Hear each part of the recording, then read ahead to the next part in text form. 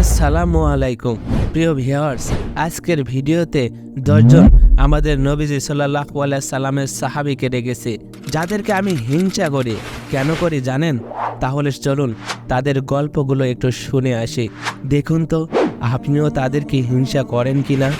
আমার সিরাত পাঠের একটা দিক হলো রাসূল সাল্লাল্লাহু আলাইহি সাল্লামের জীবনের কোনো অংশের সাথে কোনোভাবে জড়িত সৌভাগ্যবান মানুষগুলোর প্রতি ক্রমশ দুর্বলতা অনুভব করি এবং ভালোবাসা মিশ্রিত একটা অস্ফুট ঈর্ষা জেগে ওঠে। আর আমার গুনগুন করে গাওয়া গানটা বারবার তাড়া করে ফেরে মনের মুকুরে।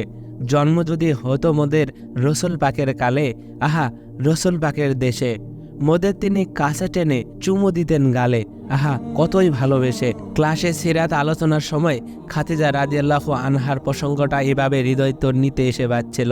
প্রথম ওহী অবতরণের ঘটনায় প্রিয় নবীজি কতটা অবস্থ